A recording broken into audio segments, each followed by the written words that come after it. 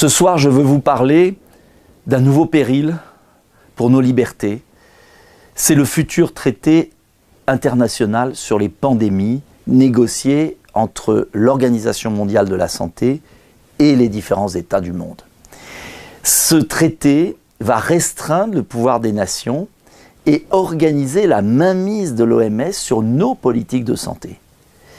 C'est extrêmement grave pour nos libertés individuelles, parce qu'on a vu à quel point l'OMS avait, pendant la crise Covid, marché main dans la main avec les États les plus répressifs et avec les laboratoires pharmaceutiques les plus dangereux.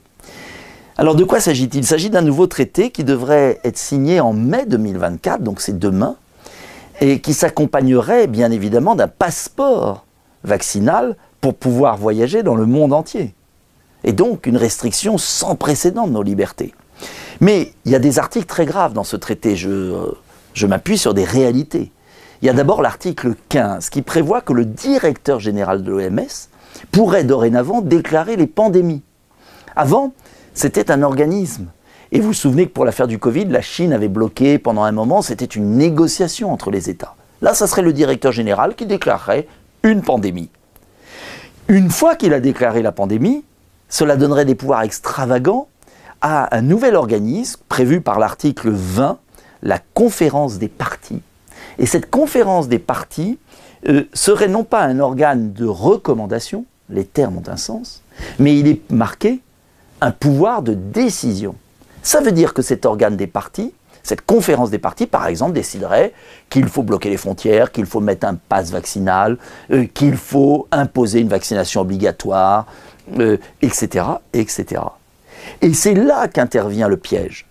Le piège, c'est que l'article 22 permet d'examiner par ce traité, l'OMS, les cas de non-respect des États.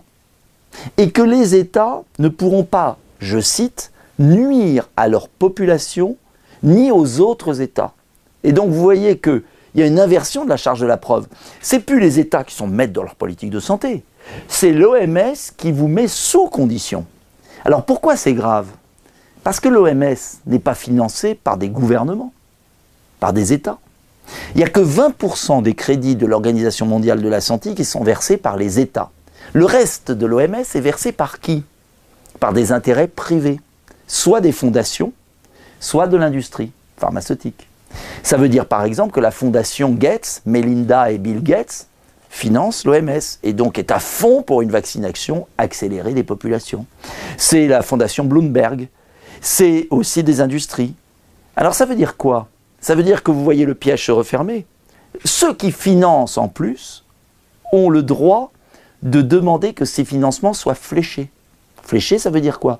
Je finance l'OMS, mais je veux qu'on vaccine telle population, de tel vaccin, contre telle maladie. Vous avez vu que tout est bouclé. On peut très bien imaginer des grandes entreprises pharmaceutiques qui veulent écouler, comme ça s'est passé au niveau de l'Union européenne, 4,6 milliards de doses pour 71 milliards d'euros décidés par Mme von der Leyen avec des SMS, dont 2,4 milliards d'euros pour une seule entreprise, Pfizer. Et donc vous imaginez que le pouvoir de décision n'appartient plus à la démocratie, au peuple, mais à un organisme supranational dirigé par des entreprises et des fondations. C'est une remise en cause totale de la souveraineté des nations, de la liberté individuelle, et ça peut être une catastrophe sanitaire. Voilà pourquoi, à la lumière de ce qu'on a vécu au moment de la crise du Covid, il est vital de se mobiliser contre ce traité. Je vous invite à diffuser cette vidéo, je vous invite à la partager, je vous invite à alerter, je vous invite à écrire aux parlementaires, je vous invite à m'aider aussi, à donner. On a besoin d'argent, financièrement, oui. Nous sommes face à des intérêts qui ont des milliards. Nous sommes là avec nos convictions, notre cerveau, notre lucidité. Alors, aidez Debout la France ou d'autres, faites ce que vous voulez, mais on a besoin de vous car il faut une prise de conscience mondiale avant mai 2024.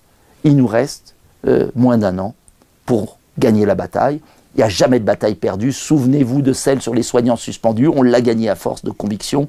Alors, on va gagner celle-là et on ne laissera pas l'OMS et des lobbies décider de notre corps, de notre santé, de ce qu'on se met dans le corps.